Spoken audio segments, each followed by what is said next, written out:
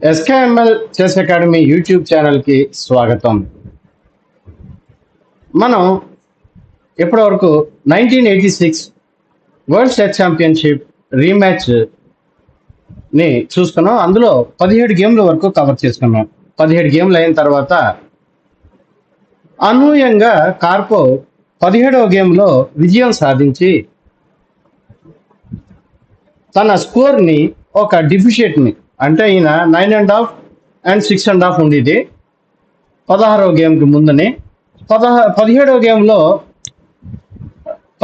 Game వరకు అలా ఉండేది. 17వ గేమ్లో ఏం చేశారంటే ఈయన గెలుపు సాధించి ఆ స్కోర్ లెవెల్ని 9.5, 7.5 కింద చేశారు.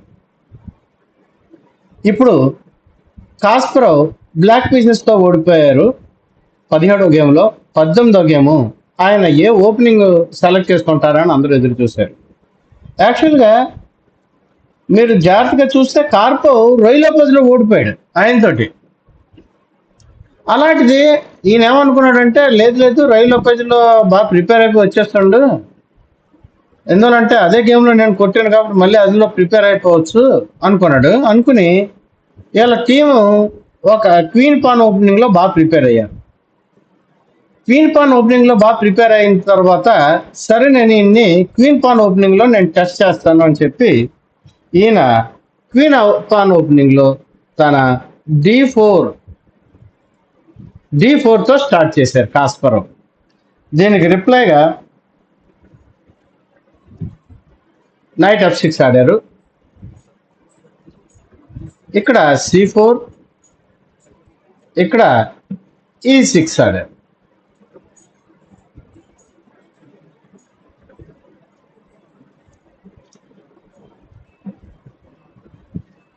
E6 ఆడడంతో ఇక్కడ నైట్ F3 ఆడారు. నార్మల్గా C4 ఆడిన తర్వాత నైట్ C3 ఆడతారు కదా, అలా ఆడకుండా నైట్ F3 ఆడారు. ఎందువల్లంటే ఈయన ఇక్కడ ఆయన తన బుక్లో రాశారు. ఈ బుక్ పేరు కాస్పరోవ్ వర్సెస్ కార్పోవ్ 1986-87 అని. ఇందులో ఈయన డీటెయిల్డ్గా ఈ అనాలిసిస్లో అవి రాశారు. ఎవరైనా చాలా అడ్వాన్స్ ప్లేస్ కానీ ఉంటే ఎవరైనా ఈ వీడియోని చూస్తే వాళ్ళు 1986-87 చూడండి. ఒక గేమ్ని ఎలా అనాలిసిస్ చేయాలి, ఒక మ్యాచ్కి ఒక గేమ్కి ఎలా ప్రిపేర్ అవ్వాలి అన్నది ఈయన కాస్పరోవ్ చాలా విస్తృతంగా రాశారు. అయితే దీంట్లో కార్పోవ్ ఏంటంటే తను గెలిచిన మ్యాచ్లన్నీ బాగా రాసేసుకున్నాడు అని, నేను గెలిచిన మ్యాచ్ల్లోనేమో అంతగా కవర్ చేయలేదంటూ ఏదో రాశారనుకోండి. ఆయన సపరేట్గా మళ్ళీ కొన్ని గేమ్స్ని కవర్ చేశారు. మీకు అసలు ఒక వరల్డ్ చెస్ ఛాంపియన్షిప్కి వరల్డ్ ఛాంపియన్ ఎలా ప్రిపేర్ అవుతాడు అన్నది కానీ మీకు తెలియాలి అంటే దాని గురించి ఒక పుస్తకం ఉంది, ఆనంద్ ఫైల్స్ అని ఏదో ఉంది. అది మన విశ్వనాథ్ ఆనంద్ ఎలా తయారయ్యారు, వాళ్ళకి సెకండ్స్ ఎలా కోఆపరేట్ చేశారు అన్నది. అయితే అది మనం బిగినర్ లెవెల్లో మనం వీడియోలు చేసుకుంటున్నాం కాబట్టి దాన్ని నేను చెప్పట్లేదు మీకు. అంటే నాది పెద్ద రేటింగ్ ఏం కాదు, నాది 1550 అలా ఉంది. కానీ నేను ఎప్పటి నుంచో ఈ చెస్ని ఫాలో అవుతున్నాను కాబట్టి అన్ని విషయాల్లోనూ హిస్టరీ కానీ లేకపోతే ఇలాంటి ఆసక్తికరమైన విషయాల మీద నేను పుస్తకాలు చదువుతూ ఉంటాను. అలాగే మీకు కావాల్సింది ఏదైనా ఒక పుస్తకం కానీ ఒక ఓపెనింగ్ మీద కానీ పుస్తకం కావాలి, మీకు ఓపిక ఉంది, మీరంతటా మీరు సొంతంగా నేర్చుకుని ఆ ఓపెనింగ్ని నేర్చుకోగలరు అనుకుంటే మన S7416370351 అనే ఈ వెబ్ నెంబర్కి మీరు వాట్సాప్ చేయండి.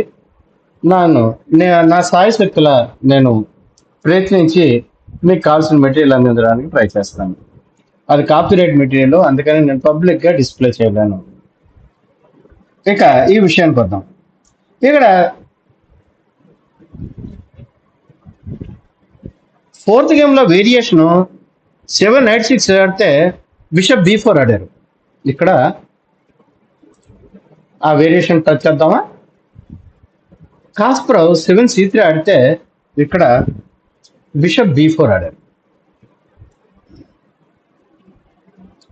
ఇక్కడ అప్పుడు నైట్ F3, ఇక్కడ C5 ఆడారు. C5 ఆడితే ఇక్కడ G3 ఆడారు, ఇక్కడ C ఇంటూ D4 కొట్టారు.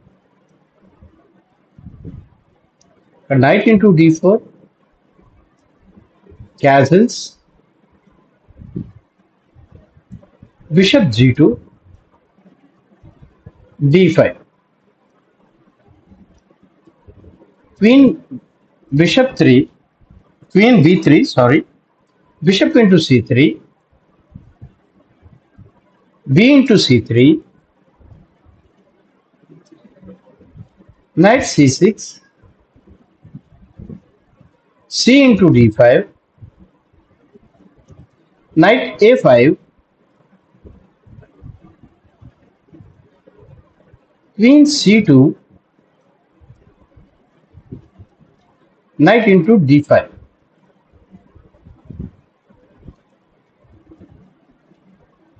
ఇక్కడ క్వీన్ D3 వచ్చింది.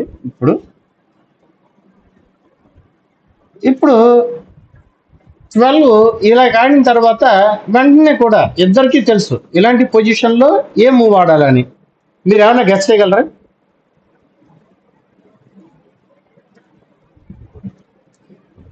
ఎస్, క్వీన్ C7 ఆడాలి. ఇప్పుడు బ్లాక్ క్వీన్ C7 ఆడేస్తుంది. ఇది ఎక్స్క్లమేషన్ మూవ్ అన్నమాట. అందుకని ఈయన ఏం చేశారంటే నేను నైట్ C3 ఆడను అని ఈయన మార్చేశారు గేమ్. నైట్ F3 ఆడారు. నేను లాస్ట్ టైము గేమ్కి మన వీడియోకి కాస్పరోవ్ కార్పో దండయాత్ర మొదలయ్యింది అని రాస్తే కొంతమందికి అది నచ్చలేదు అనుకుంటాను. నేను ఎవరిని తక్కువ ఎక్కువ చేసుకో మాట్లాడడానికి కాదు. మీరు 3 పాయింట్లు డౌన్ అయిపోయారండి ఒక మ్యాచ్లో.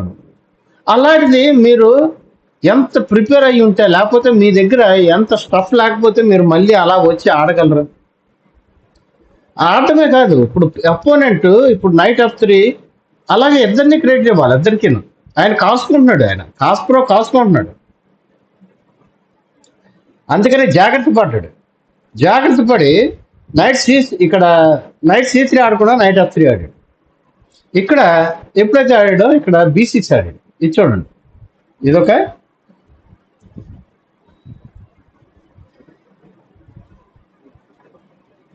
ఇక్కడ ఏమైందంటే ఎప్పుడైతే మీరు B6 ఆడారో వీళ్ళకి తెలిసిపోతుంది ఇది క్వీన్స్ గ్యాంబిట్ కాదని.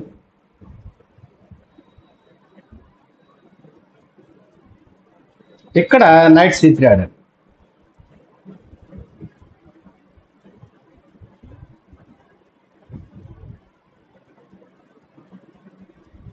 ఇక్కడ 4 నైట్ C3 ఆడిన తర్వాత ఈయన ఏమన్నాడంటే నేను G3 ఆడే వేరియేషన్లో G3 బిషప్ A6 వేరియేషన్లో నాకేం కొత్తగా కనిపించలేదు, అందుకే నేను ఇలా ప్రొసీడ్ అయిపోయాను అని చెప్పారు.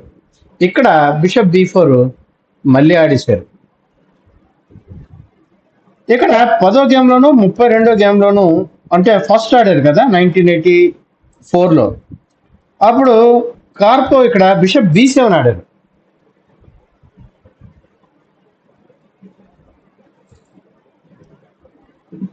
కానీ ఇక్కడ బిషప్ B7 ఆడారు. అక్కడ బిషప్ B7 5A3 D5 అంటే ఇక్కడ మీకు ఆ వేరియేషన్ చూపిస్తాను ఏం ఆడారో. ఇక్కడ ఏం ఆడారంటే బిషప్ B7 ఆడారు. బిషప్ B7 ఆడిన తర్వాత A3 ఆడిన తర్వాత A3 ఆడేశారు ఇక్కడ. సో ఇక్కడ బిషప్ రాలేదు ఇక్కడికి. అప్పుడు D5 ఆడారు. మొత్తం గేమ్ మారిపోయింది. ఇక్కడ C ఇంటూ D5, ఇక్కడ నైట్ ఇంటూ D5 ఇలా వచ్చింది.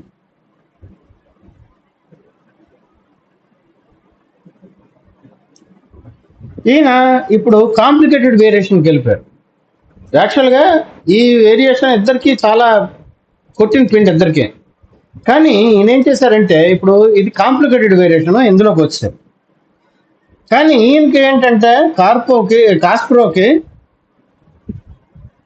ఆయన ట్రైనింగ్ మ్యాచ్ ఆడారు చెమ్మన్ తోటి 1985లో. అక్కడ నేను టచ్ చేశాను ఇది. సో ఇందులో నాకు పెద్దగా ఏం కనిపించలేదు. ఐఎమ్ హ్యాపీ అనుకుని ఈయన దీన్ని కంటిన్యూ చేశారు. ఇక్కడ బిషప్ G5 వాడారు. బిషప్ G5 వాడితే ఇక్కడ బిషప్ ఇప్పుడు బిషప్ B7కి వెళ్ళింది చూడండి. ఇక్కడ బిషప్ B7 ఫోర్త్ మూల ఆడితే ఇక్కడ బిషప్ ఇక్కడ బిషప్ B7 ఆడారు. క్షమించండి, ఇక్కడ బిషప్ B7 ఆడారు. ఇక్కడ బిషప్ B7 ఆడారు.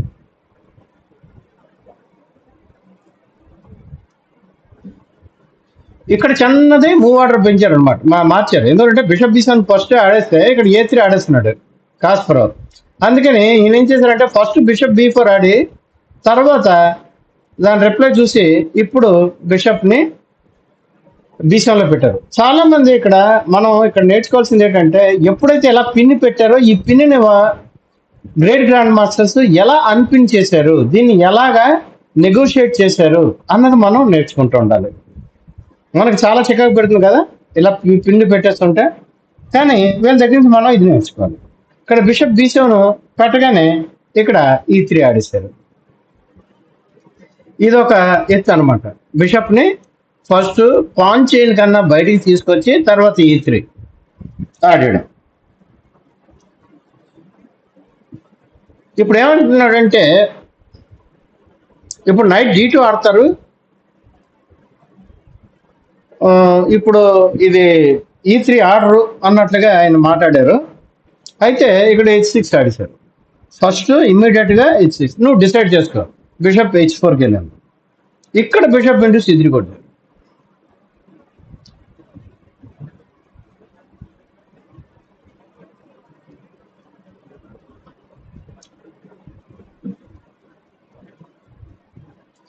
ఇక్కడ బిషప్ ఇంటూ C3, ఇక్కడ ఏంటి ఆడదాం అనుకుంటున్నారు, ఆయన D6 ఆడదాం అనుకుంటున్నారు.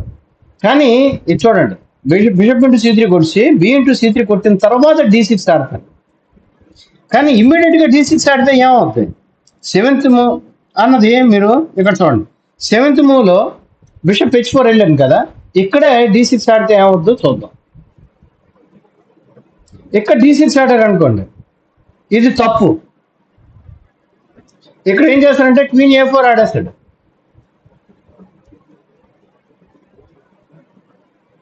క్వీన్ A6 ఆడితే మనం చాలా మంది చూసుకుంటాం, నైట్ ఉంది కదా నైట్ C6 వేసుకుంటాం అని.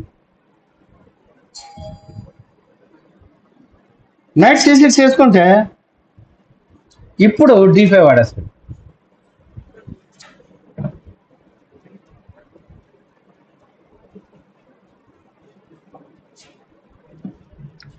సో అందువల్ల ఎస్పెషల్లీ బిషప్ని B4కి డెవలప్ చేసినప్పుడు చూసుకోవాల్సింది ఇది. బిషప్ B4 డెవలప్ చేస్తే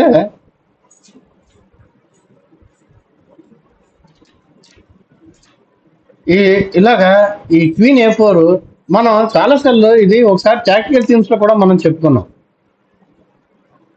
సో ఇది గుర్తుంచుకోండి, ఇలా వచ్చేస్తుంది అనమాట. సో ఇప్పుడు అందుకని ఫస్ట్ ఈయన B ఇంటూ C3 D6 అంటే ఇక్కడ ఏం చేస్తున్నారు, పెద్ద గ్రాండ్ మాస్టర్లు ఇద్దరు కూడా లైన్స్ చెక్ చేసుకుంటున్నారు. What will be the consequences, నేను ముందు ఆడితే ఏమవుతుంది, కానీ నాకు ఆడాలని ఉంది. ఆడాలని ఉంటే ఏం చేయాలి, ఆయనకి D6 ఆడాలని ఉంది. D6 ఆడాలని ఉంటే ఏం చేశాడు, ఈయన ముందునే తన బిషప్ని తీసేశాడు.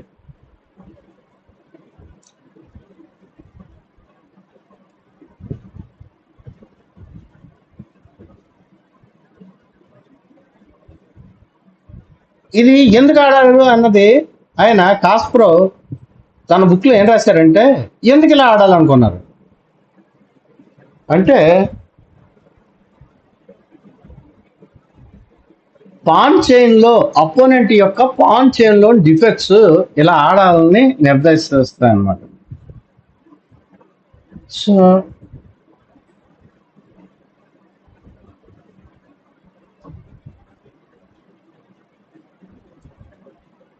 ఇక్కడ ఏమైంది, ల్యాక్ ఆఫ్ స్కోప్. ఇక్కడ చూడండి, ఈ బిషప్ ఎక్కడికి వెళ్ళగలదా, బిషప్ వెళ్ళలేదు. ఈ పాన్ మూవ్ చేస్తే ఇక్కడ పిన్ ఉంది, సో ఇలాంటి డిఫెక్ట్స్ అన్ని పసిగట్టి ఇలా ఆడుతున్నాడు అనమాట ఈయన. ఇక్కడ నైట్ D2, ఈయన ఇప్పుడు నైట్ D2కి వచ్చాడు. చూసారా, మనం అనుకున్న నైట్ D2 ఎందుకని ఇప్పుడు అట్లీస్ట్ డయాగ్నోస్ క్లియర్ అవుతున్నాయి. ప్రస్తుతానికి ఇది ఎక్కడికి రాలేకపోయినా డయాగ్నోస్ క్లియర్ చేసుకుంటున్నారు అనమాట. ఎందువల్లంటే F2 F3 ఆడతారు ఇప్పుడు ఫస్ట్. ఎందువల్లంటే ఇది G3 ఆడలేరు, F2 F3 ఆడాలి. అందుకని ఈ F3 నుంచి నైట్ని తీసుకొచ్చి D2లో పెట్టారు. తర్వాత ఏం చేయాలి, E3 E4 ఆడాలి. ఇక్కడ మీకు నైట్ B2 ఎందుకు ఆడారంటే ఫస్ట్ F3 ఆడతారు. మరి F3 అంటే నైట్ F3లో ఉంది కదా, అది ఖాళీ చేయాలి కదా, అది ఖాళీ చేశారు, D2కి వచ్చారు. తర్వాత ఏం చేస్తారు, ఇది పుష్ చేస్తారు, F3 E4 పుష్ చేస్తారు. పుష్ చేసి స్ట్రాంగ్ పాన్ చైన్ ఏర్పరచుకుని తర్వాత ఈయన చేయాలి. అయితే ఈ ప్లాన్ చాలా పురాతనమైనది అని కూడా ఆయన చెప్పారు. బాటమనిక్ టెరెస్ నెట్ 12th USSR ఛాంపియన్షిప్ మాస్కో 1940లో ఆడారు ఇది. సో వాళ్ళకి ఎందుకు గుర్తుంటాయి, ఇప్పుడు కాస్పరో ఉన్నారు, కాస్పరో టక్కని 1942లో ఆడారు ఇదని అలా చెప్పగలుగుతున్నాడు. ఆయన ఏంటంటే వాళ్ళు కూడా క్లాసికల్ గేమ్స్ చూసుకున్నారు. క్లాసికల్ గేమ్స్ చూసుకోవడంతో ఐడియాలను పట్టారనమాట. నువ్వు మనం బేసికల్గా ఓపెనింగ్స్ కానీ నేర్చుకున్నప్పుడు లెజెండ్స్ యొక్క గేమ్స్ని చూసుకున్నప్పుడు వాళ్ళు తన మైనర్ పీస్ని ఎలా డెవలప్ చేశారు, మైనర్ పీస్లో డెవలప్మెంట్లో వచ్చిన చిక్కుల్ని ఎలా ఎదుర్కొన్నారు, ఎలా సాల్వ్ చేశారు అన్న వాటి మీద చేసుకుని అవి పుస్తకంలో రాసుకుంటారు. ఎందువల్లంటే అది అంతగా ఎప్పుడో అయిపోయిన మ్యాచ్ గుర్తుంచుకోవాలంటే కాదు, కానీ దాన్ని మళ్ళీ రేపు చూస్తారు కాబట్టి అలాగా రిపీటెడ్గా మనం ఏదైనా చూసుకున్నాం అనుకోండి రివిజన్ అంటాం. అదే మనం ఏం చేస్తాం, బేసిక్గా ఒక రోజు నేర్చు చేసుకుని దాని తర్వాత వదిలేస్తాం వచ్చేసిందని.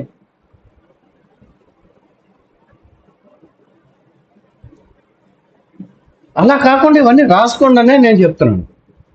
ఇప్పుడు ఇక్కడ పొజిషన్ చూస్తారు, పొజిషన్ చూసిన తర్వాత okay let us learn from Kasparov how to solve the problem of light square bishop in this position. Position రాసుకోండి, పొజిషన్ రాసుకుని what is the idea for solving the light square bishop problem. Light square bishop యొక్క ప్రాబ్లంని మనం ఎలా solve చేసుకోవాలి అని చెప్పుకుని మనం ఈ పొజిషన్ని మీరు ప్రింట్అవుట్ తీసుకోండి. ప్రింట్అవుట్ తీసుకుని ఒక పుస్తకంలో రాసుకోండి. ఇది చాలా ఓల్డ్ ఐడియా. ఇప్పుడు చాలా మంది నేను చూశాను లీచెస్లో ఉంది కదా, మనం అది చూసుకుంటాం. మీరు ఎంత త్వరగా క్లిక్ కొడుతుంటే అంత తొందరగా మీ మైండ్లో రియాక్ట్ అవ్వదు. అది మీరు పొజిషన్ చూడాలి. మీకు ఒక ఎగ్జాంపుల్ చెప్తాను. మీరు ఒక పొజిషన్ తీసుకోండి, టాక్టికల్ పొజిషన్. ఫస్ట్ వెంటనే 1 minute ఎందుకు చేయలేరు, అది 5 minutes ఎందుకు చేయగలరు? ఎందువల్లంటే అబ్జర్వ్ చేస్తుంది. Observation is the most key point for anybody to succeed.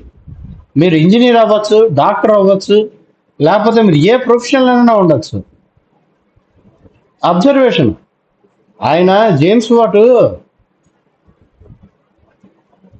మరుగుతున్న నేల మీద ప్లేట్ పైకి కిందకి ఆడుతోందని చూసిన తర్వాతే అది అబ్జర్వ్ చేయబట్టే, దాని గురించి ఆలోచించబట్టే స్టీమ్ ఇంజిన్ కనిపించింది.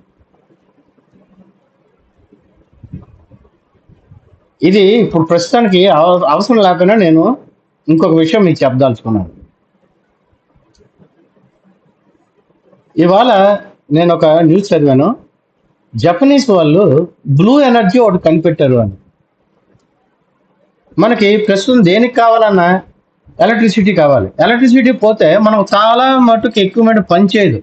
ఇంట్లో మీరు వినే ఉంటారు, పొద్దున్న ఇడ్లీలోకి దోశల్లోకి అరే చట్నీ లేదంటే కరెంటు పోయింది, మనకి మిక్సీ పనిచేయదు. అలాగే అన్నిటికైనా అరే ఫోన్ ఎందుకు ఎత్తలేదు, ఫోన్ బ్యాటరీ డెడ్ అయిపోయింది, ఆ ఫోన్ డెడ్ అయిపోయింది, ఛార్జర్ పని చేయట్లేదు, లేకపోతే ఆ ఎలక్ట్రిసిటీ లేదు. మరి ట్రావెల్ చేసేటప్పుడు మీరు పవర్ బ్యాంకులు ఎందుకు చేతుల్లో పెట్టుకుని తిరుగుతున్నారు? సో ఇలాగ ఎలక్ట్రిసిటీ చాలా ఇంపార్టెంట్. ఈ ఎలక్ట్రిసిటీని ఒక కొత్త విధానంలో ఈయన జపనీస్ కనుక్కున్నారో అది మీరు ఇవాళే వచ్చింది ఆర్టికల్. ఆ ఆర్టికల్ చదవండి, చాలా ఇంట్రెస్టింగ్ ఆర్టికల్. సరే, మనకి మరి చెస్ లేట్ అయిపోతుంది, ముందు ముందుకు వెళ్ళిపోదాం. సో నైట్ డ్యూటీ ఆడేశారు. నైట్ డ్యూటీ ఆడిన తర్వాత ఇప్పుడు ఇప్పుడు ఆడేశాడు ఈయన G5. స్టార్టింగ్లో అటాకింగ్ చూడండి, ఇంకా క్యాజిలింగ్ చేసుకోలేదు, ఏమీ చేసుకోలేదు. ఎందువల్లంటే అపోనెంట్ క్యాంపులో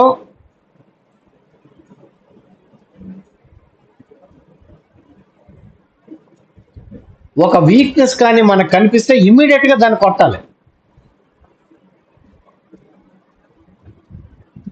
ఇప్పుడు బిషప్ G3 వచ్చింది, 10 మూవ్స్ అయ్యాయి.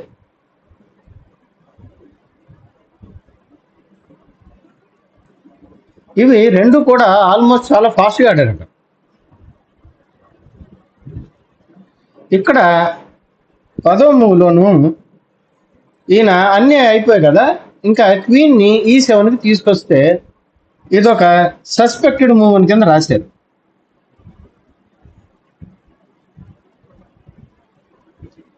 కానీ ఇది ఒక నవెల్టీ, అప్పట్లో ఇది ఒక నవెల్టీ.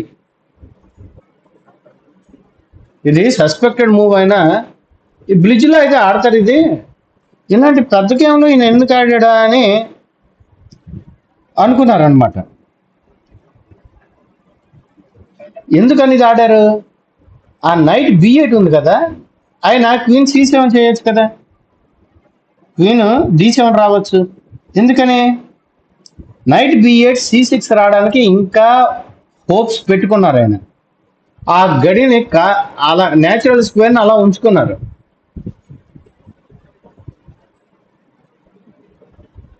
సో ఎప్పుడైతే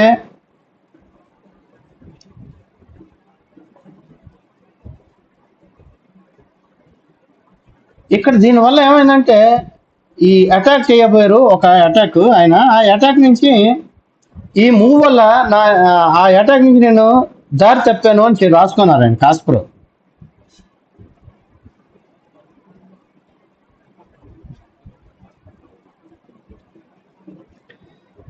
ఈ మ్యాచ్ అయిన తర్వాత అటమన్ ఆన్ కమ్మేనీ ఐలాండ్స్ అని ఈ కార్పోవ్ యొక్క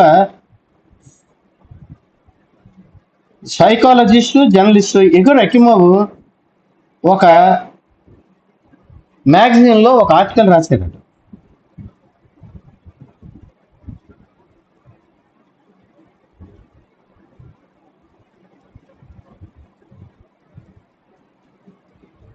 ఆయన అందులో తర్వాత తెలిసింది ఏంటంటే కార్పోవ్ క్వీన్ E7 తర్వాత వచ్చిన పొజిషన్ని ఎన్నో రాత్రులు నిద్ర లేకుండా అలా ఎనాలిసిస్ చేసి చేసి చేసి చేసి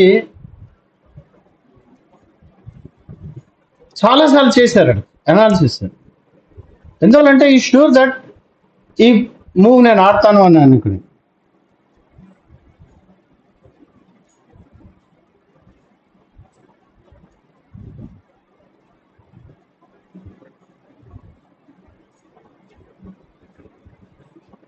అయితే ఇది చాలా డిఫికల్ట్, అందుకని దాని గురించి చాలా 2 పేజీలు రాసాడు ఈ క్వీన్ E7 మూవ్ గురించి.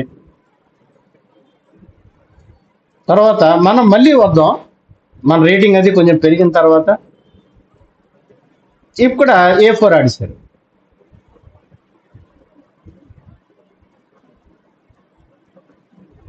అంటే ఏమనుకున్నాడంటే బ్లాక్ క్వీన్ సైడ్ క్యాజిలింగ్ చేస్తుంది, అందువల్ల నేను ఇక్కడి నుంచి స్టార్ట్ చేస్తే సరిపోతుందని చేస్తే ఇక్కడ E5. ఇదొక చూడండి, ఇదొక స్టాండర్డ్. రష్యన్స్ ఎప్పుడు కూడా పాన్ స్టామ్ చేస్తారు కదా A5 అని, అక్కడ ఇమ్మీడియట్గా A5 వాడతారు. chess.com ఆర్టికల్ కూడా రాశారు. నేను ఒకసారి ఫ్రెంచ్ ఓపెనింగ్ గురించి అందులో చూస్తే, ఫ్రెంచ్ ఓపెనింగ్లో ఏమైందంటే మనం ఫ్రెంచ్ ఓపెనింగ్లో ఆడుతున్నప్పుడు A4 వింగ్ అటాక్ చేస్తుంటారు. అందులో అప్పుడు నాకు ఆన్సర్ దొరికింది. అక్కడ ఏమన్నాడంటే నువ్వు A4 ఆడితే అపోనెంట్ నువ్వు A5 వాడే అన్నాడు. ఇక్కడ 2 విధాలుగా ఆడచ్చు ఇతను A5. మీకు ఎక్కడైనా B5లో పాన్ ఉందనుకోండి, అప్పుడు హెసిటేట్ చేయొచ్చు, ఇది ఆడితే ఏమైనా ఓపెన్ అప్ అయిపోద్దని. B5లో పానే లేదు, బిలో పాను పక్క వెళ్ళిపోయింది, C5లోకి వెళ్ళిపోయింది. అలాంటప్పుడు ఇక్కడ ఆడడానికి ఏం ప్రమాదం? A5 డైరెక్ట్గా ఆడిసాడు అనమాట.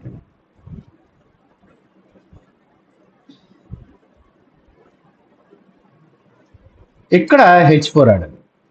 ఇప్పుడు అది వదిలేసాడు, ఇక్కడ ఇటువైపు వచ్చాడు, కింగ్ సైడ్ ఆడాడు.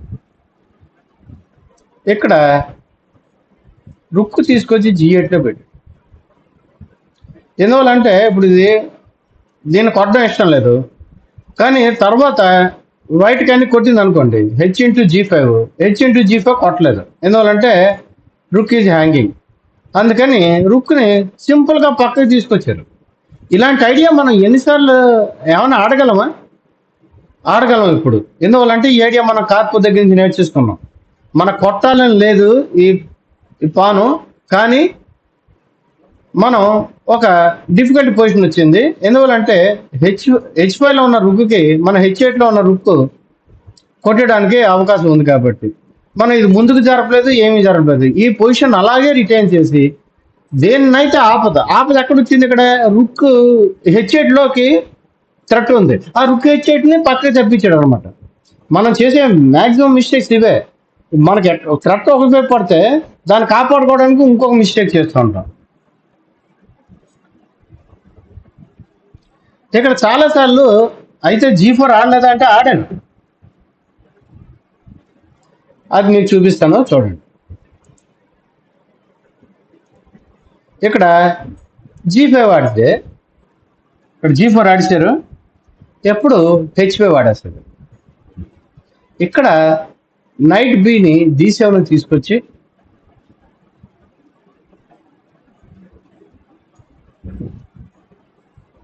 ఇక్కడ కానీ బిషప్ H4 ఆడింది అనుకోండి, ఈ నైట్ మీదకి బిషప్ H4 కానీ ఆడితే క్వీన్ F8కి వెళ్ళిపో అని మైకేల్ గొరవిక్ ఈయన రికమెండ్ చేసాడు. ఇది చూడండి, ప్రతి పొజిషన్ని అనలైజ్ చేసి దాచుకున్నారనమాట. వాళ్ళకి ఈజీగా రీకలెక్ట్ చేసుకుంటున్నారు. సో అందుకని ఈయన అది అవాయిడ్ చేసి రుక్ G8 ఆడారు.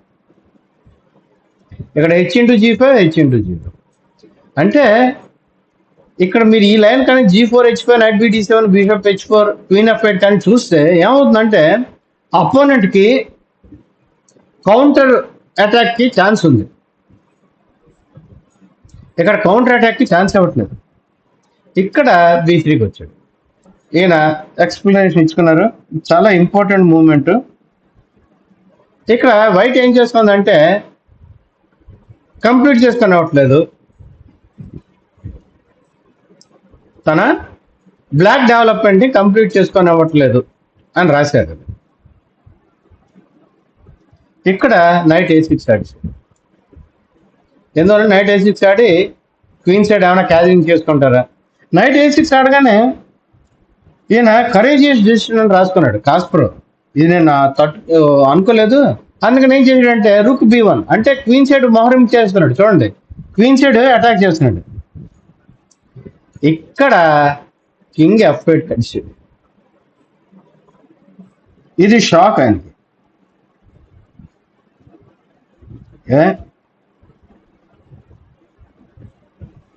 క్యాజింగ్ చాలా డేంజరస్. పక్క వెళ్ళిపోయాడు ఆయన. చూసారా, ఇది మనం నేర్చుకోవాల్సింది. కింగ్ సేఫ్టీ క్యాజిలింగ్ చేస్తేనే రాదు, పరిస్థితి బట్టి మనం క్యాజిలింగ్ చేయకపోయినా కింగ్ సేఫ్టీ గురించి ఆలోచించాలి. క్యాజిలింగ్ ఈజ్ ఎ మూవ్, మనం దానివల్ల మనం కింగ్ని సేఫ్గా పెడదాము అని అనుకుంటాం, కానీ ఒకసారి క్యాజిలింగ్ చేస్తే డేంజర్ వస్తుంది. అలాంటప్పుడు డేంజరస్ చేయకండి. ఇక్కడ మళ్ళీ పక్కకి ఎందుకు వెళ్ళిపోయాడు? ఇక్కడ క్వీన్ B5 చెక్ కూడా పడచ్చు.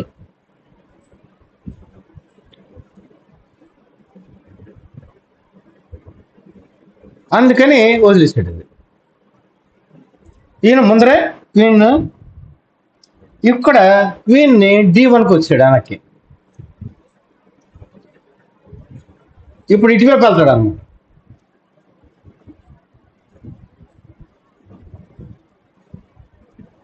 అయితే ఇక్కడ ఇంకొక బ్రహ్మాండమైన మూవ్ వేశాడు, బిషప్ C6. ఇదేంటి, నైట్ కదా ఆడాలి, నైట్ స్క్వేర్ ఆడకుండా ఈయన బిషప్ నాడు.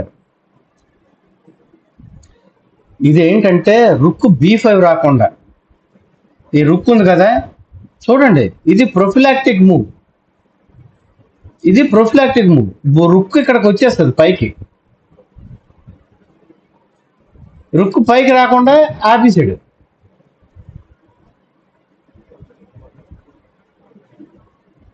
ఇక్కడ రుక్ H2కి వచ్చింది అంటే ఏంటికి క్యాన్సిలింగ్ లేనట్టే.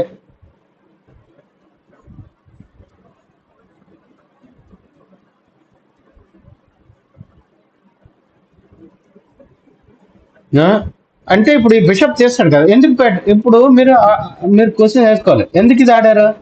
ఇవన్నీ చాలా అన్నేచురల్ మూవ్స్ గా కనిపిస్తాయి కదా, కానీ పరిస్థితి డిమాండ్ చేస్తుంది. ఇలాంటి మూవ్లు పడుతున్నప్పుడే తెలిసిపోద్ది ఈ గేమ్ కొంచెం కష్టంగా వచ్చింది మనకని. కార్పు ఆయన ఆడనవ్వట్లేదు కాస్ప్రోన్ న్యాచురల్ గేమ్. ఎందువల్లంటే ఇప్పుడు ఈయన బిషప్ని తీయాలి అంటే బిషప్ని ఏం చేస్తాడు, బిషప్ని ఇక్కడి నుంచి తీసుకొచ్చి ఇక్కడ పెడతాడు అనమాట. H4లో H5కి రావచ్చు, లేకపోతే బిషప్ని ఇక్కడి నుంచి తీసి F3లో పెట్టేసి ఈ బిషప్ని తీసేయచ్చు. ఎందువల్లంటే ఇది యాక్టివ్గా ఉంది కదా, దీన్ని తీసేస్తే తర్వాత రుక్ ఎలా పైకి వచ్చేస్తుంది. కానీ అప్పుడు బిషప్ని కానీ ముందే కదిపాడు అనుకోండి, ఈ పాన్ కొట్టేస్తాడు. పాన్ కొట్టడం ఒకటి, రెండోది టెంపో పోద్ది. అందుకని రుక్ H2 ఈ G2 పాన్ ప్రొటెక్ట్ చేసుకోవడానికి. G2 పాన్ ఎందుకు ప్రొటెక్ట్ చేసుకోవాలి, ఎందువల్లంటే ఇంకా నెక్స్ట్ స్టెప్లో ఇక్కడ బిషప్ ఇక్కడ నుంచి కదులుతుంది అనమాట. ఇక్కడ G7కి వచ్చాడు.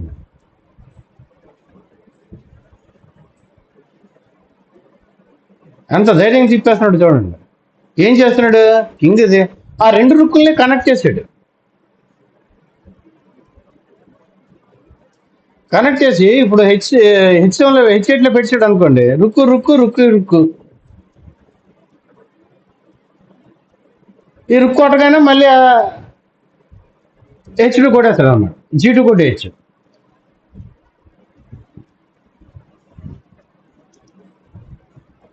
ఇప్పుడు C5 ఆడిచాడు. C5 ఆడడంతో ఏం పడింది, డైరెక్ట్గా నైట్ మీద పడింది. నైట్ ఎక్కడికి వెళ్ళాలి, వెనక్కి వెళ్ళాలి. వెనక్కి వెళ్తే ఏంటవుద్ది, మళ్ళీ రుక్స్ డిస్కనెక్ట్ అయిపోతాయి.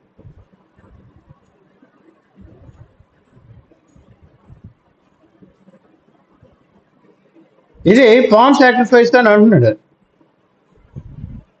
అంటే బిషప్ ఇంటూ నైట్ రుక్ ఇంటూ కొట్టేసి రుక్ను బయటికి తీసుకొద్దాను అంటే ఆ రుక్కు పోతే ఇది పోద్దని చెప్పేసి ఇక్కడ ఒక పాన్ సాక్రిఫైస్ చేశారు. పాన్ సాక్రిఫైస్ చేస్తే ఇక్కడ కొట్టించాడు B/C5, దీంతో కొట్టించాడు.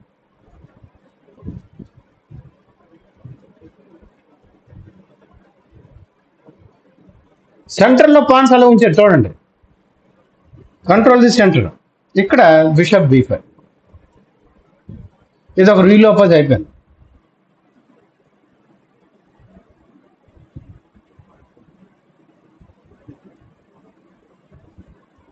ఇప్పుడు నైట్ B8కి వస్తుంది.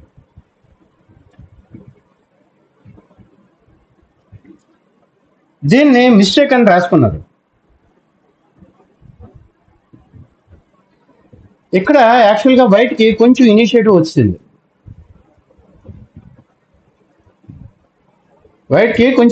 వచ్చింది. నైట్ B8 ఆడారు. ఇక్కడ D/C5 వచ్చింది. ఇక్కడ D/C5, ఇక్కడ D5 ఆడిశారు.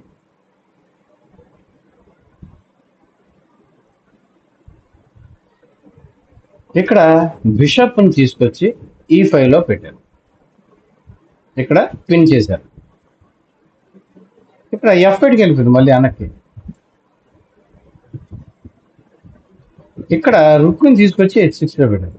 దీని మీద చూసారా అలా అటాక్ వచ్చిందో.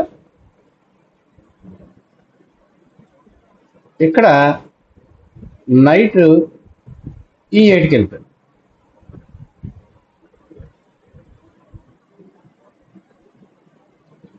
ఇక్కడ H5కి వస్తుంది చూడండి. ఇక్కడ ల్యాండ్ అయిపోతుంది వైట్. ఇక్కడ ఏంటంటే బిషప్ ఇంటూ B5 కొట్టాడు అనుకోండి, ఇది ఒక ట్రాప్ అట. బిషప్ ఇంటూ B5 కొడితే ఇక్కడ రుక్ H7 పెట్టేస్తాడు అన్నమాట.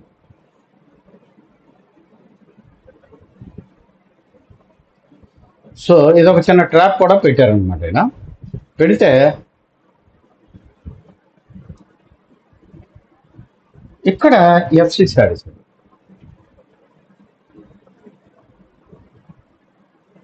ఇక్కడ H7కి వెళ్ళిపోయాడు. ఇక్కడ నైట్ G7,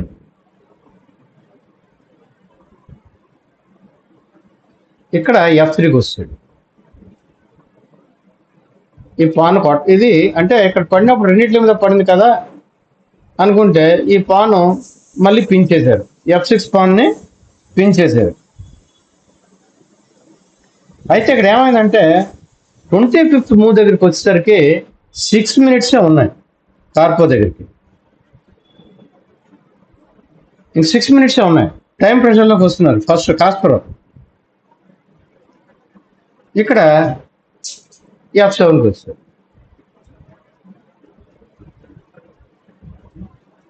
ఏది కానీ ఇలా వచ్చి ఇప్పుడు G7లో అటాక్ చేస్తారు అనమాట. G7లో ఇక్కడికి ఎప్పుడైతే వచ్చారో అప్పుడు రెండింటి మీద అటాక్ పడుతుంది. అక్కడ ఐడియా ఎందుకు ఇక్కడ ఐడియా ఏంటంటే ఇక్కడికి వచ్చేస్తే దీని మీద ఐడియా పడుతుంది, దీని మీద అటాక్ పడుతుంది, దీని మీద అటాక్ పడుతుంది. ఇక్కడ కింగ్ F7 బ్రహ్మాండమైన మూవ్ వేశారు. ఇక్కడ హెచ్లోకి వెళ్ళి చెక్ చెప్పారు. ఇప్పుడు అలాగా ఇది తీయలేరు, అందుకని దీన్ని ఈ ఐడియాని ప్రివెంట్ చేశారు. మళ్ళీ F8కి వెళ్ళిపోయారు. ఇక్కడ మళ్ళీ F3కి వచ్చారు. ఇక్కడ మళ్ళీ F7కి వచ్చారు. ఇక్కడ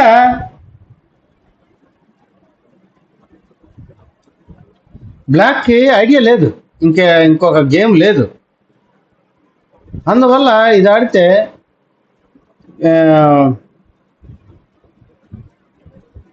రుక్ ఇంటూ H6, రుక్ని H6 తీసుకొచ్చారు. ఇది రిపీట్ చేసిన తర్వాత ఇది బెస్ట్ కంటిన్యూషన్ కాదు అని అనుకున్నారు ఆయన. ఇక్కడ బెస్ట్ కంటిన్యూషన్ ఏంటంటే ఇక్కడ 3 లైన్లు ఆయన డిస్కస్ చేశారు. 3 లైన్లోనూ బెస్ట్ లైన్ ఏంటంటే మనం ఇక్కడ మీకు డిస్కస్ చేసుకున్నాం.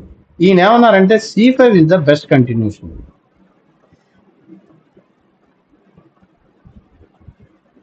ఇక్కడ నైట్ D7 ఆడి క్రష్ అయిపోద్ది అనమాట. ఇక్కడ నైట్ D7 ఆడాలి. నైట్ G7 ఆడితే బిషప్ ఇంటూ C6. ఇప్పుడు ఈ రెండిట్లకి పడుతుంది. Knight into E5. అయితే క్వీన్ H5 చెక్ పడిపోద్ది. అప్పుడు కింగ్ F8కి వెళ్తే అప్పుడు ఈ bishop into A8, knight into H5. ఇక్కడ సింపుల్గా కిందకు వస్తే మేట్ కదా. ఇక్కడ బిషప్ B8 అంటే క్వీన్ సాక్రిఫైస్. ఇక్కడ రుక్ ఇంటూ B8. సో ఇంకా ట్రమెండస్మైన ప్రెషర్ వచ్చింది. ఇలాంటి గేమ్ని ఈయన ఏమైందంటే ఈయన రుక్ H6 ఆడారు. ఇది ఒక డ్యూబియస్ మూవ్. ఎప్పుడైతే రుక్ E6 ఆడారో ఇక్కడ నైట్ E8 ఆడేశారు. నైట్ E8 వెళ్ళిపోయారు. నైట్ E8కి వెళ్ళగానే ఇక్కడ ఇదే మిస్టేక్స్ చేస్తాం. చాలా గేమ్ చిగురు వరకు బాగా ఆడాలి. ఇక్కడ ఒక మిస్టేక్ జరిగిపోయింది. E4 ఆడాలి. వై E4 ఇదే మిస్టేక్?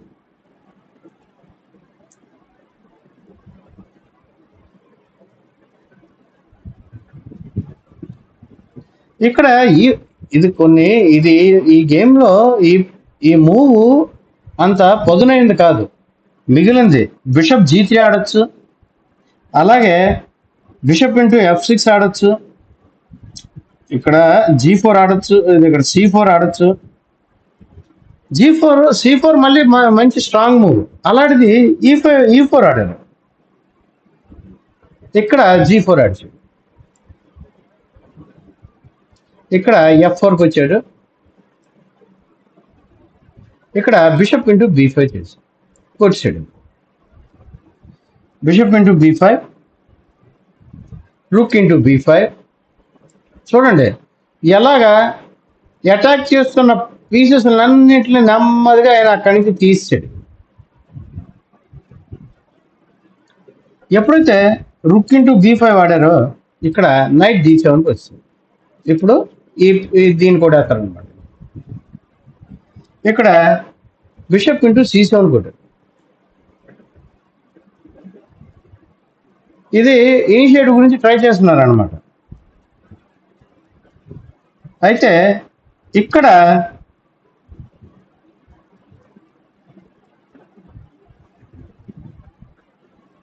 నైట్ ఇంటూ c5 కొడుతుంది.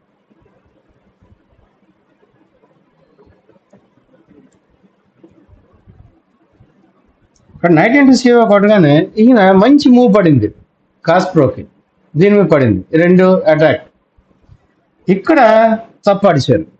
కార్పో తప్పాడిసి కూడా ఈ గేమ్ని గెలుచుకున్నారంటే చూడండి. ఇక్కడ నైట్ ఇంటూ e4 కొట్టారు.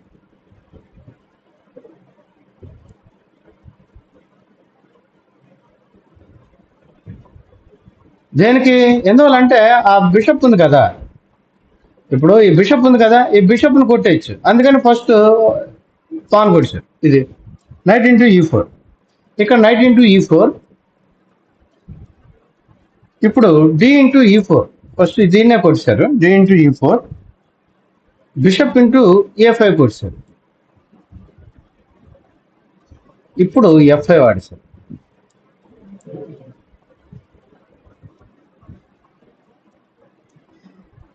ఇక్కడ బిషప్ తీసుకొచ్చి b4లో పెట్టారు, అటాకింగ్ ది క్వీన్. ఇక్కడ d7కి వెళ్ళిపోయారు. ఇక్కడ క్వీన్ తీసుకొచ్చి d4లో పెట్టారు, ఈక్వలైజింగ్ పెట్టారు. ఇది ఒక ట్రాప్ కూడా ఉంది. ఈ ట్రాప్ గురించి మీకు చూపిస్తాను. ఇక్కడ క్వీన్ ఇంటూ క్వీన్ కొడితే ఏమవుతుంది? మనకి బాగా టెన్షన్ ఉంది, క్వీన్ కొట్టేద్దామని అనుకున్నారు అనుకోండి, అప్పుడు ఏం చేస్తారో తెలుసా? ఇక్కడ రుక్ b7 చెక్ చెప్తాడు ముందర.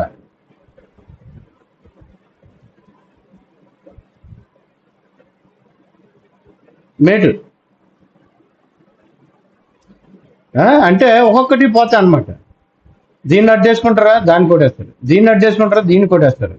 పైకి రాలేరు, కిందకి వెళ్ళలేరు, బిషప్ చూస్తాను. సో అదనమాట ఈ ట్రాప్. చూసారు కదా. అయితే కార్పో మరి ట్రాప్లో పడిపోతారా?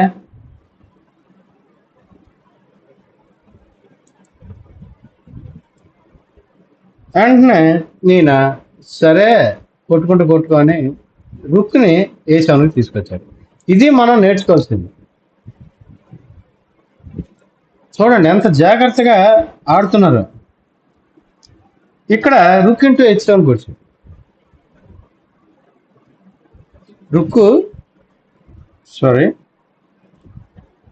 ఇది రుక్ ఏ7కి వచ్చింది కదా, ఇక్కడ రుక్ h7కి వచ్చి చెక్ చేసాడు.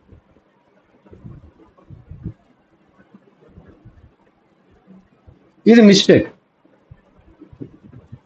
ఎందుకంటే ఇప్పుడు నైట్ g7కి వచ్చి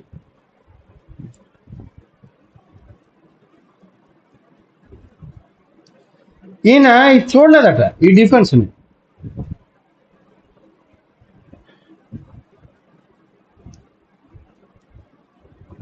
ఈ డిఫెన్స్ నేను చూడలేదనేసాడు ఆయన. ఇక్కడ a5 వాడు.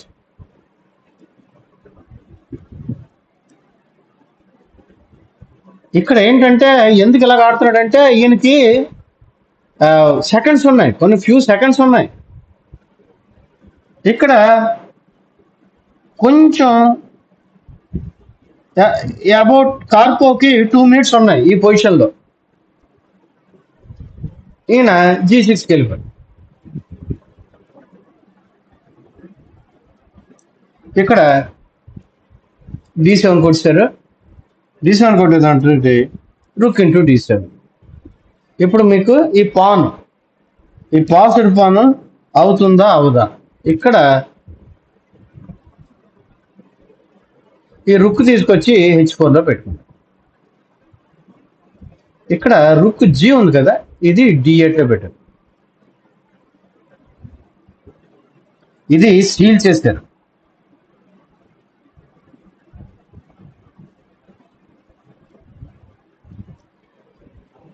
ఈ బిషప్ ఇక్కడ రుక్ ఇక్కడ పెట్టడం వల్ల ఏమైందంటే, ఇది పాన్ చైన్ ఉంది కదా, ఈ పాన్ చైన్ రావడానికి ప్రివెంట్ చేస్తుంది. లేకపోతే ఏం చేస్తారంటే తోసుకుంటూ వచ్చేస్తారు. F4 తర్వాత ఇలా తోసుకుంటూ రావడానికి ఇక్కడ 41 మూవ్ దగ్గర 41 మూవ్ వేసారు. రుక్ H4, ఇక్కడ గేమ్ అడ్జోన్మెంట్ చేశారు. ఇక్కడ రుక్ H4, యాక్చువల్గా రుక్ H4 ఆడారు కదా, ఇది షీల్డ్ మూవ్ అనమాట. షీల్డ్ మూవ్ అనగానే ఆయన అక్కడికి వెళ్ళి రెండో రోజు మళ్ళీ కొనసాగింది. ఇక్కడ రుక్ జీ D8 వేశారు.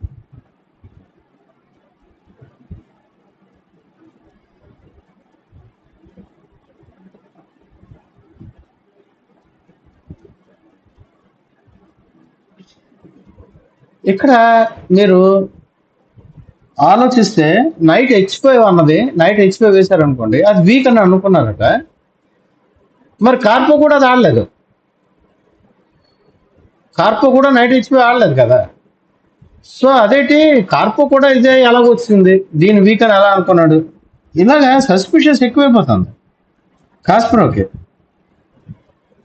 ఎప్పుడైతే రుక్ జీ D8 ఆడాడో, ఇక్కడ C4 ఆడాడు.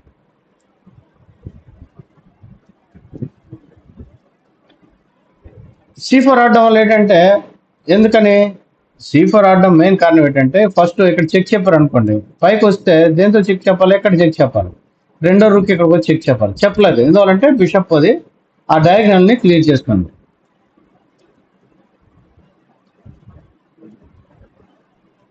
ఇప్పుడు ఇక్కడ తప్పడిశారు. రుక్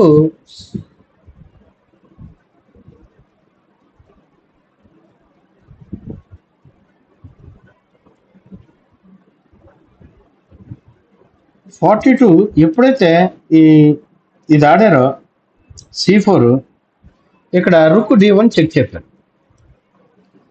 చెక్ చెప్పిన తర్వాత ఇది కింగ్ ఇక్కడికి వెళ్తే, ఇక్కడ ఏం చేశారంటే, ఇది వరకు బాగానే ఉంది.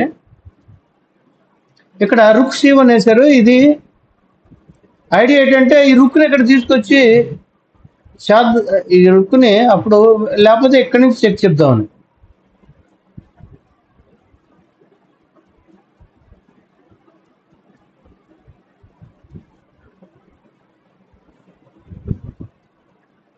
ఇక్కడ A6 వేశారు.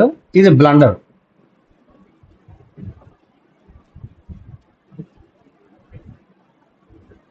ఇక్కడ రుక్ C2కి వచ్చి, ముందర అనుకున్నాం కదా మనం, రుక్ C2కి వచ్చి చెక్ చెప్పాడు. రుక్ C2 చెక్.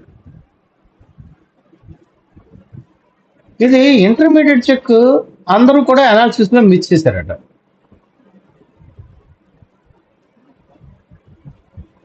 ఇప్పుడు ఎప్పుడైతే రుక్ C2 వచ్చి చెక్ చెప్పారో, వెంటనే కింగ్ E1కి వెళ్ళింది. ఒకవేళ కింగ్ E3కి వచ్చింది అనుకోండి, మీకు ఇక్కడ ఒక ఆప్షన్ చూపిస్తాను. ఇక్కడ కింగ్ E1 కాకుండా ఎంటర్ వేరియేషన్ E3కి వెళ్ళిపోయింది అనుకోండి, ఇక్కడ రుక్ D3కి వచ్చి చెక్ చెప్పేస్తుంది.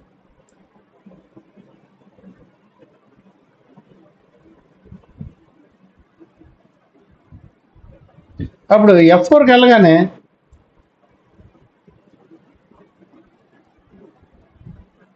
రుక్ ఇంటూ C4 కూడా. సో ఇలా పాన్స్ పోతాయి అనమాట, special in the end game. So అందుకని ఇక్కడ కింగ్ E1కి వెళ్ళారు. కింగ్ E1కి వెళ్తే ఇక్కడ రుక్ A2కి వచ్చింది.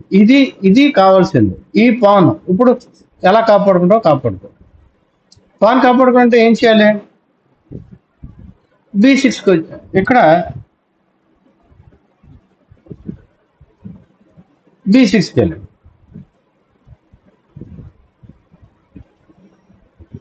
ఇప్పుడు మీరు ఇక్కడ A5లో కానీ పెట్టుకున్నారు అనుకోండి, కొట్టేస్తాడు. కొట్టేసి రుక్ ఇక్కడికి వచ్చేస్తుంది. అప్పుడు మీ దగ్గర ఉన్నది బ్లాక్ బిషప్.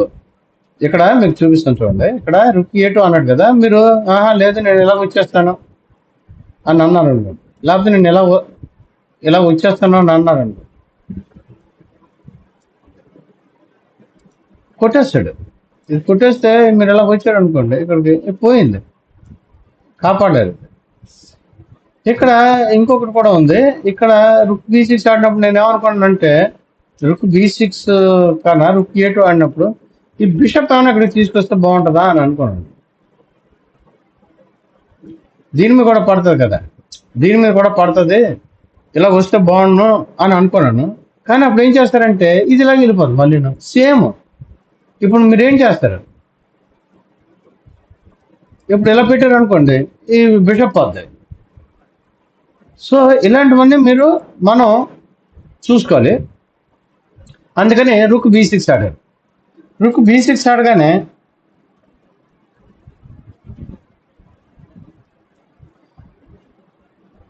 ఇక్కడ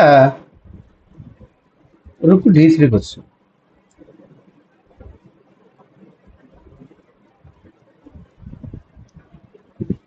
ఎప్పుడైతే రుక్ D3కి వచ్చిందో C5 అన్నది చాలా, ఇంకా ఓడిపోయారు, నేను ఓడిపోయాను అని సబ్మిషన్ ఇచ్చినట్టు అనమాట. ఇది ఇలా కంటిన్యూ అయింది, ఇంకా చాలా గేమ్ ఉంది ఇందులో. ఇక్కడ రుక్ A1 చెక్ చెప్పారు, ఇక్కడ E2కి, ఇక్కడ A2కి వచ్చి మళ్ళీ చెక్ చెప్పారు, ఇక్కడ E1కి వచ్చారు. ఇప్పుడు G3 ఆడేసింది. ఈ పాన్ కొట్టుకో, పాన్ కొడితే ఏం చదివితే ఈ పాన్ కొట్టేస్తుంది. ఇక్కడ G3 ఆడేశారు. యాక్చువల్గా ఇక్కడ మంచి గేమ్ ఏంటంటే ఈ రుక్ని అటాక్ చేయాలి G5కి వచ్చి. ఇక్కడ G3 బదులుగా ఇక్కడ దీన్ని అటాక్ చేయాలి.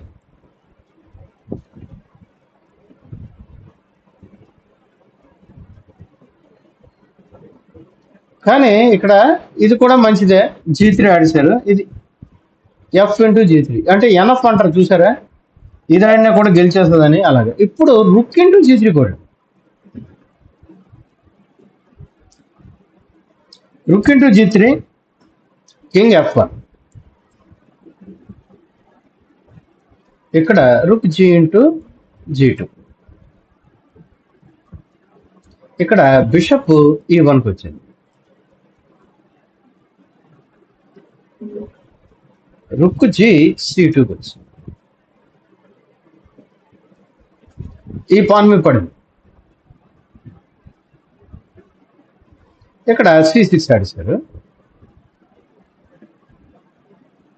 ఇప్పుడు రుక్ A1కి వచ్చింది. రెండు దిగిపోతే ఇది పోతుంది. ఇప్పుడు ఇది కూడా దిగిపోయింది అనుకోండి కిందకి, ఇది పోయినట్టే. అందుకని ఇది H3కి వచ్చింది. ఇప్పుడు F4కి వస్తుంది, ముందుకు రానివ్వడం. ఎప్పుడైతే ఛాన్స్ దొరికిందో వెంటనే ఒకటి ఇది ఇక్కడి నుంచి చెక్ చెప్పలేడు, తీసుకొచ్చి B4లో పెట్టాడు.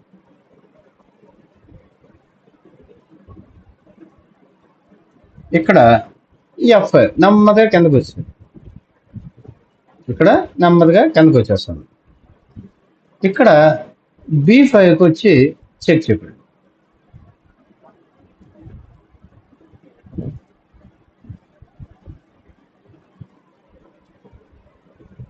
ఇక్కడ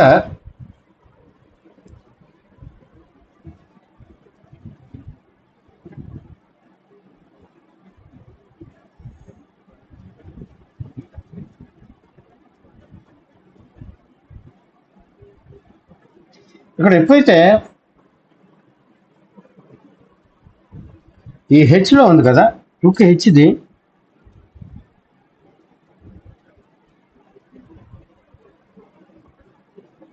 రుక్ హెచ్ది తీయలేదు. ఇందాక ఇక్కడ చిన్న మిస్టేక్ చేసాం మనం. ఇక్కడ ఈయన ఆ, 51 కింగ్ F1 ఆడినప్పుడు rook G into G2, okay. Bishop E1, rook G C2, C6 ఆడారు. ఇక్కడ రూక్ A1 ఆడారు. రూక్ H3కి వచ్చారు. ఇక్కడ F4 ఆడారు. ఇక్కడ 55th మూవ్ రుక్ B4 ఆడారు. ఇక్కడ మిస్టేక్ అయింది. రుక్ F4 కదా, రుక్ B4 ఆడారు. ఇప్పుడు కింగ్ F5కి వచ్చింది. యాక్చువల్గా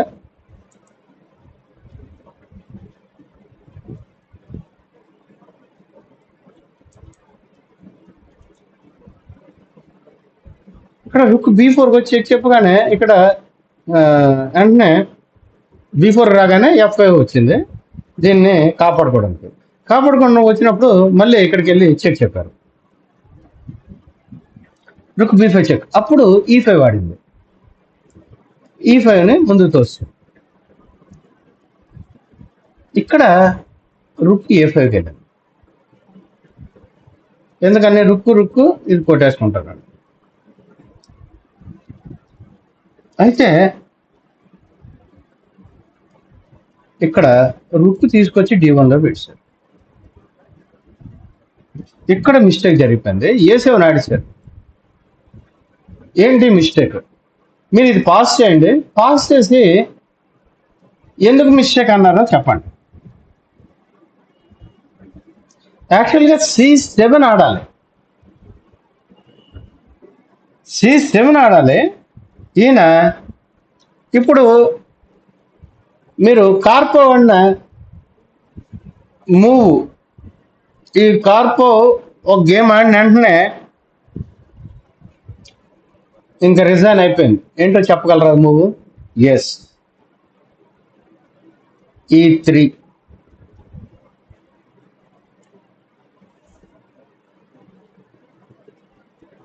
ఇప్పుడు మీరు క్వీన్ చేసుకునే లాభం లేదు. ఎందుకని? ఇప్పుడు క్వీన్ చేసుకున్నారు అనుకోండి, చెక్ మేట్.